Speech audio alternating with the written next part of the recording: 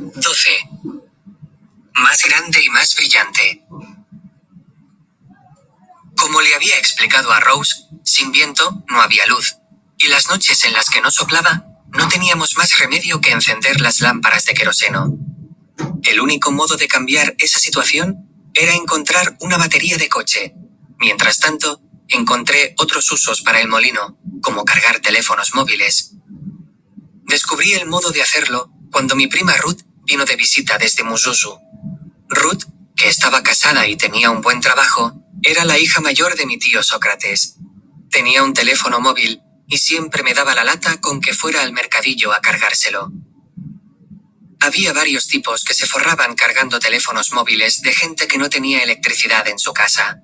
Compartían el negocio con tenderos que les dejaban usar su instalación eléctrica y llevar cables hasta el arcén de la carretera, donde montaban un puestecito. También vendían tarjetas telefónicas y algunos de ellos incluso tenían teléfonos móviles que la gente podía usar para llamar a cambio de un módico precio. Más adelante, descubrí que esa clase de puestos estaban por toda África. En ciudades grandes, como Nairobi, Lilongwe o Kinshasa, había quien incluso tenía fotocopiadoras, ordenadores e impresoras, con los que la gente podía prepararse sus historiales laborales en plena calle. Obviamente, los frecuentes apagones que tenían lugar en esas ciudades no eran nada buenos para el negocio. En cualquier caso, un día estaba yo quejándome por tener que ir al mercadillo a cargar el móvil de Ruth, cuando ella me sugirió algo. ¿Por qué no lo cargas con el molino? Al fin y al cabo genera electricidad, ¿no? Eso era algo que yo ya había considerado, pero la dinamo no generaba voltaje suficiente para cargar un teléfono. Sus 12 voltios eran suficientes para alimentar bombillas o cosas pequeñas, pero un teléfono precisaba de 220. Si os acordáis, cuando había enchufado la radio de mi padre al molino, había descubierto que la corriente se ve disminuida cuando el recorrido que tiene que hacer es demasiado largo. Para poder cargar un teléfono, necesitaba algo que aumentara el voltaje, un transformador elevador. Las compañías eléctricas de todo el mundo, sobre todo de Europa y América, elevan la corriente constantemente. Como en el trayecto desde la central eléctrica hasta su casa se pierde algo de corriente, la compañía instala transformadores por el camino para impulsarla. Es como darle una taza de café bien cargado. Un transformador elevador consta de 2 bobinados, el primario y el secundario, que se sitúan a cada lado del núcleo. Alternando el flujo de corriente hacia adelante y hacia atrás, se consigue que el bobinado primario induzca una carga en el secundario, un proceso denominado inducción mutua, mediante el cual el voltaje de un bobinado salta al otro, lo que resulta en que el voltaje total se vea incrementado. Aprendí todo eso gracias a Explicando la Física, leyendo el capítulo titulado Inducción mutua y transformadores, en el que se mostraba la imagen de un hombre canoso y con una pajarita en el cuello de la camisa. Se trataba de Michael Faraday, que había inventado el primer transformador, en 1831. Un aplauso para él, pensé. Siguiendo los diagramas, estaba convencido de poder fabricar mi propio transformador elevador. Lo primero que hice fue pedir prestado un alicate y cortar una plancha de metal en forma de E. El diagrama indicaba cómo convertir 24 voltios en 220 y explicaba que el voltaje se ve incrementado con cada vuelta de los filamentos de cobre a la bobina. El bobinado primario requiere 200 vueltas, mientras que el secundario necesita 2000. Junto al diagrama figuraban un montón de ecuaciones matemáticas, pero no les presté atención. Me limité a enrollar hilo de cobre como un loco, con la esperanza de que funcionara. A continuación, conecté los cables de la dinamo al bobinado primario, mientras que el secundario lo conecté directamente a un cargador de teléfono móvil. Ruth observaba el proceso con una ceja enarcada. «No lo quemes», dijo. «Sé lo que hago», mentí. En cuanto enchufé el cargador al teléfono, la pantalla se iluminó y las rayitas del indicador de carga empezaron a moverse arriba y abajo. Funcionaba. ¿Lo ves? Te lo dije. Para facilitar las cosas, fabriqué un enchufe usando la toma de corriente alterna de una vieja radio, y luego lo fijé a la pared. Tan pronto como la noticia de mi invento llegó al mercadillo, la cola de gente que vino a casa a que le cargara el teléfono llegó hasta la carretera. Muchas de las personas que venían fingían no creer que mi invento fuera a funcionar, probablemente con la esperanza de que no les cobrase. ¿Estás seguro de que tu viento eléctrico puede cargarme el teléfono?, decían. Totalmente. Demuéstramelo. ¿Lo ves? Se está cargando. Dios mío, tienes razón. Déjalo un poco más, que todavía no acabo de creérmelo. Después de 2 meses de usar ese método, por fin pasé al siguiente nivel. Un día, en casa de Charity, vi que había una batería de coche en un rincón. La encontré ayer en la carretera, dijo. Ya me la pagarás. Por lo que había leído, las baterías de coche usaban corriente continua, así que si pretendía cargarla con la dinamo, que generaba corriente alterna, tenía que hallar el modo de convertirla. El libro hablaba de diodos, también llamados rectificadores, que se encuentran en muchas radios y otros aparatos electrónicos, y que cumplen esa función. La clase de diodo que yo necesitaba tenía el aspecto de una pila de tipo D diminuta, pasada a través de una larga varilla metálica. Me recordaba a esos pinchos de carne que vendían en los arcenes de las carreteras. Después de estudiar la imagen con detenimiento, encontré uno de esos diodos en el interior de una vieja radio de 6 voltios que Geoffrey tenía en su habitación. Improvisé un soldador con un trozo de cable previamente calentado y procedí a fundir el diodo con el cable entre el molino y la batería de coche. Kamkwamba, pensé, eres un chico espabilado. Sin embargo, aquello me creó un nuevo problema. El enchufe donde conectaba el cargador del móvil solamente funcionaba con corriente alterna. Estuve varios días dándole vueltas a ese asunto y buscando una solución en los libros, hasta que mi prima Ruth me lo resolvió del modo más fácil, dándome un cargador de móvil para coche que usa corriente continua. Tras hacer algunas modificaciones a los cables, ya tenía enchufe nuevo. Resuelto ese tema, me centré en llevar luz a otros rincones de la casa. Ahora que disponía de una batería de coche, podía instalar 3 luces más, pero no podían ser las típicas bombillas de filamento incandescente, porque esas funcionaban con corriente alterna, así que tuve que buscar alternativas.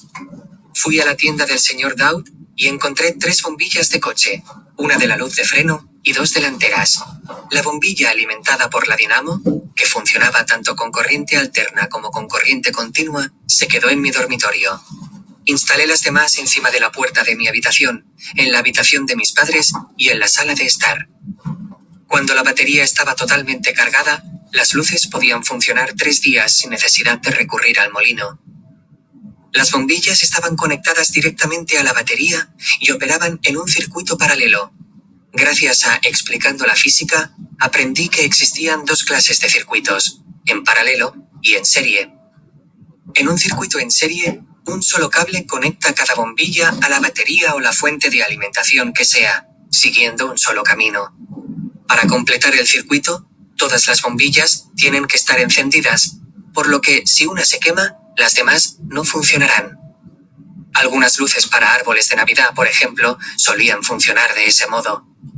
Cuando varias bombillas tienen que ser alimentadas por una sola batería, como en el caso de un coche, explicaba el libro, lo habitual es conectarlas en paralelo. El libro mostraba el ejemplo de los hogares del Reino Unido, cuya instalación eléctrica era de esa manera. Cada bombilla está conectada con cables separados y dispone de su propio circuito. Si una se quema, el resto seguirá funcionando. A continuación, decía que las bombillas dispuestas en paralelo pueden tener interruptores independientes. En la página siguiente, figuraba un diagrama que ilustraba el diseño básico de un interruptor. Parecía bastante sencillo, así que me hice uno usando radios de rueda de bicicleta y tiras de metal. Para las clavijas necesitaba un material no conductivo al que pudiera darle forma, con que usé mi cuchillo para hacer varios botones redondos a partir de la goma de unas chancletas viejas, que luego monté dentro de unas pequeñas cajitas que había hecho con plástico de tubería fundido. Seguí los pasos que había visto en los libros, conectando un cable entre la fuente de alimentación y la bombilla, y un interruptor para completar, o romper, el circuito. Era sencillo. Cuando pulsaba el botón de goma, el radio de bicicleta y la placa de metal dejaban pasar la corriente y la luz se encendía. Por fin, dije. Ya puedo tocar la pared y que se haga la luz. Una noche, poco después de llevar luz a toda la casa, entré en la sala de estar y me encontré a toda la familia. Mi madre estaba ocupada tejiendo un bonito tapete de color naranja mientras que mi padre y mis hermanas estaban escuchando un noticiero en Radio 1. Se me ocurrió ponerme a imitar a los locutores, hablando con voz grave y seria. Me encuentro en la sala de estar del muy honorable señor Kamkwamba. Esta habitación solía estar a oscuras a estas horas, ¿no es cierto? Ahora, sin embargo, tiene usted electricidad, como la gente de la ciudad. Y algo todavía mejor, dijo mi padre sonriendo. ¿Se refiere tal vez a que no sufre apagones y no le debe nada a la compañía eléctrica? Sí, contestó mi padre. Y también a que todo es obra de mi propio hijo. Contar con luz eléctrica en casa era una mejora considerable, pero tampoco estaba exenta de problemas. La batería y los cables no eran precisamente de la mejor calidad, y lo cierto era que daban bastante miedo. Había usado todo el cable bueno que Charity me había dado, así que lo único que me quedaba eran pequeños trozos que había encontrado en el depósito de chatarra y en los cubos de basura. Algunos de esos trozos de cable no estaban realmente indicados para conducir la electricidad, pero no tuve más remedio que usarlos. Los junté todos hasta tener algo parecido a esas cuerdas que se hacen los fugitivos atando sábanas. Tampoco estaban aislados con plástico, así que cada vez que conectaba la batería, saltaban chispas. La instalación pasaba por las paredes y el techo, que estaba hecho de madera y de hierba, y tuve mucho cuidado de no cruzar cables entre sí y provocar un incendio. Por si eso fuera poco, las termitas se estaban dando un festín con las vigas del techo. Cada noche yo me iba a dormir escuchando los sonidos que hacían sus diminutas mandíbulas, y a la mañana siguiente me encontraba con pequeños montones de serrín en el suelo. El voraz apetito de aquellos insectos había acabado por hacer huecos en las vigas, que empezaban a acusar el peso del techo. No pasó mucho tiempo hasta que aquello casi provoca un desastre. Una tarde, volviendo de casa de Geoffrey, después de una fuerte tormenta, vi que la viga había acabado partiéndose, probablemente debido al viento. El techo se había hundido justo en el medio, y el suelo de mi habitación estaba cubierto de paja y mugre. Para colmo, la viga había liberado cientos de termitas que corrían por el suelo y por mi cama. Traté de barrerlas, pero había demasiadas. Daba la casualidad de que mi padre había comprado algunas gallinas y vi algunas pasando por delante de la puerta de mi habitación. «Entrad, bonitas», las llamé. «¿Tengo algo para vosotras?» Les tiré algunas termitas para atraerlas, y una vez que se dieron cuenta del banquete que les esperaba dentro, se volvieron locas. En cuestión de unos instantes, el suelo y la cama estaban cubiertos de pollos que cacareaban y devoraban insectos sin parar. Con tanto jaleo, no reparé en el olor a quemado. En cuanto las gallinas se marcharon, inspeccioné la viga rota y me di cuenta de que, al caer, los cables se habían cruzado. Afortunadamente, eran tan delgados y de tan mala calidad que simplemente se derritieron y se partieron en dos. Di gracias a Dios de que no hubiera que lamentar ninguna desgracia. Más tarde, Geoffrey vino a ayudarme a limpiar aquel estropicio. Suerte que no tengo dinero para comprar cables de buena calidad. Si hubiera usado algo mejor, podría haber quemado la casa. Ya te advertí sobre el techo, me respondió. Tienes razón, y no te hice caso. Necesitaba un sistema de cableado decente, así que, como siempre, acudí a Explicando la Física para encontrar ideas. En la página 271 hallé un buen modelo. Un diagrama mostraba un sistema doméstico de un hogar de Inglaterra conectado en paralelo, como el mío. Una vez que los cables salían de la fuente de alimentación, pasaban por una caja de fusibles, cuya función consistía en cortar el circuito si éste se sobrecargaba. Era justo lo que yo necesitaba.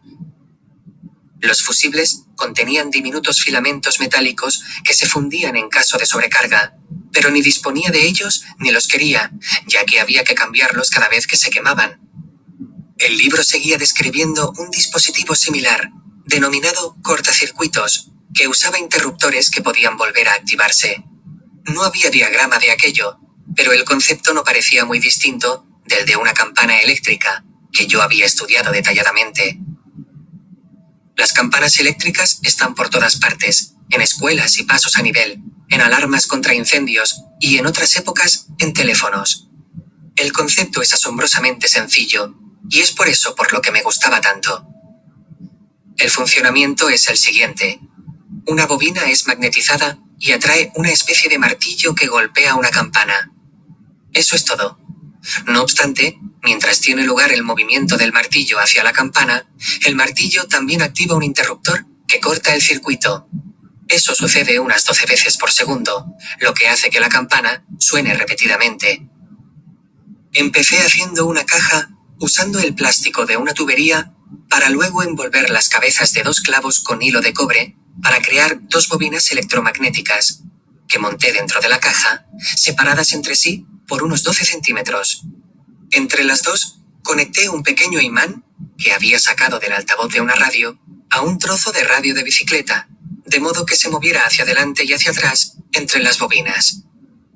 A continuación, saqué el muelle de un bolígrafo, lo estiré y lo coloqué entre el imán y el clavo, de manera que quedara ligeramente apoyado en el cable que iba a la batería. Resumiendo, el muelle completaba el circuito y hacía las veces de una especie de trampa. Cuando se encendía la luz, la corriente fluía desde la batería hasta el circuito, magnetizando las 2 bobinas, una de las cuales estaba algo más cerca del imán. Teniendo en cuenta que la polaridad se determina por la dirección en la que fluye la corriente, envolví los clavos con hilo de cobre, de modo que el más cercano al imán empujara y el otro tirara. Eso hacía que el imán se balanceara en el centro sin saber qué hacer. En caso de una sobrecarga, ese equilibrio se rompería, haciendo que la bobina más próxima al imán recibiera la sobrecarga en primer lugar, empujando al imán con fuerza contra la otra bobina, soltando el muelle y rompiendo el circuito. Como podéis imaginar, construir eso no resultó fácil. Estuve horas tratando de posicionar correctamente la bobina y el imán, e intentando determinar el mejor lugar para poner el cable de enlace. Una vez que terminé, clavé la caja a la pared, justo encima de la batería. A partir de entonces, todas las noches me sentaba en la cama y me quedaba mirando la caja, esperando que funcionara. Mi deseo se vio cumplido 2 semanas más tarde, cuando un tornado golpeó mi casa. Me había pasado todo el día en el mercadillo, y cuando regresé a casa, encontré pedazos del techo de mi habitación desperdigados por el patio. Mi madre salió de la cocina y le pregunté qué había ocurrido. «Ha venido un tornado desde el campo. Tuvimos que resguardarnos en casa». Entré en mi dormitorio y vi que el techo se había derrumbado y había llenado el suelo de escombros. También me di cuenta de que el cortacircuitos había saltado y que el imán del medio estaba pegado a una de las bobinas. Traté de moverlo de vuelta al medio, pero no dejaba de volver hacia la bobina. Desconecté la batería, seguí los cables hasta el techo y descubrí que se habían enredado. Una vez que los separé y volví a conectarlos, el imán regresó al centro. Una vez más, había estado a punto de provocar un incendio. No obstante, mi caja cortocircuitos me tenía entusiasmado. ¿Se da cuenta de lo que significa esto, señor Geoffrey? De no ser por esta cajita, ahora mismo mi casa estaría envuelta en llamas. Podría haberlo perdido todo. La ropa, los libros, todo. Tu caja cortacircuitos es fabulosa, coincidió él. Pero creo que lo mejor que puedes hacer ahora es arreglar el techo. Cualquier invento nuevo puede generar problemas. Aparte de lo precario del cableado, uno de mis mayores dolores de cabeza era la cadena de la bicicleta. Cada vez que el viento soplaba con demasiada fuerza, la cadena se rompía o se salía del plato, lo cual me obligaba a subirme a la torre para repararla.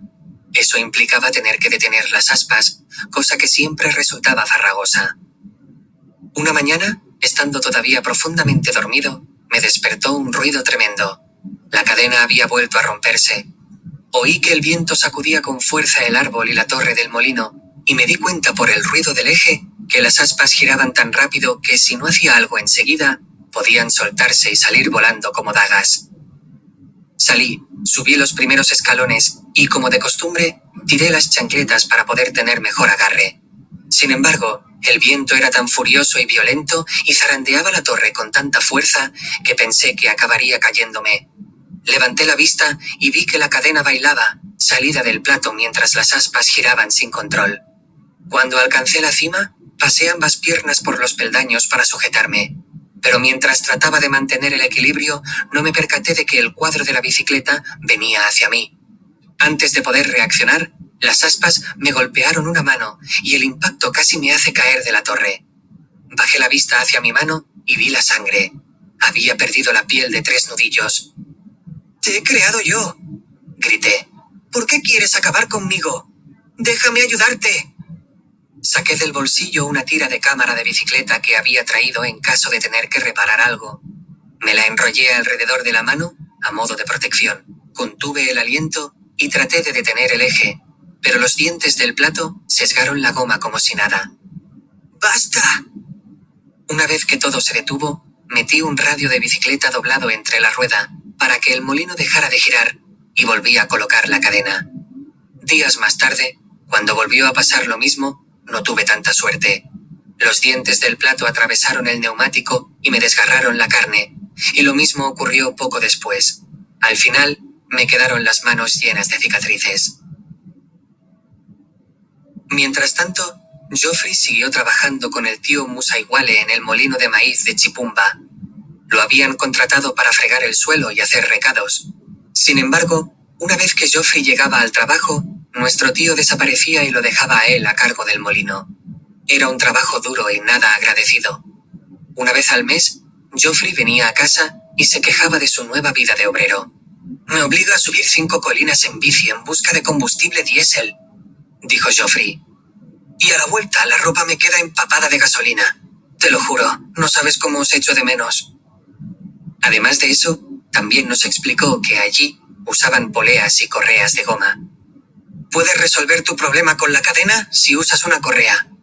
A nosotros nunca nos fallan». Era una idea genial. Una polea era justo lo que necesitaba para incrementar la tensión insuficiente entre el plato y el piñón de mi bicicleta, motivo por el cual la cadena no dejaba de soltarse. Aparte, una correa no necesitaba que la engrasaran constantemente. Fui al depósito de chatarra y no tardé en dar con 2 poleas de un viejo motor de bombeo de agua. Usé una pieza de acero para soltar los pasadores que la sujetaban a la máquina, pero el agujero central de la polea más grande era demasiado grande para mi eje, así que tuve que soltar todo al plato de la bici. Para entonces, el señor Godstein ya no se burlaba de mí, y siempre que me veía llegar con alguna pieza del depósito, sonreía y encendía el soplete. «¿Tú dirás?», decía. También me dejó usar su amolador para redondear los dientes del plato. «Esto es por mis cicatrices», dije, haciéndolos desaparecer bajo una lluvia de chispas. La polea funcionaba muy bien, pero no tenía una correa adecuada. Joffrey había prometido que trataría de conseguirme una, pero mientras tanto, decidí cortar el asa de una vieja bolsa de nilón y usarla como correa. No pasaron más de 10 segundos hasta que se salió de su lugar. Incluso abrí algunas pilas y saqué la pasta de cloruro de amonio, esperando que hiciera las veces de pegamento, pero no duró más que unas pocas horas. Poco después, un hombre mayor del mercadillo me dio la correa de una fresadora que él usaba para sujetar hortalizas a su bicicleta. Como estaba rota, traté de arreglarla con una aguja de ganchillo y fibra de carbono sacada de la rueda de un camión, pero no duró mucho.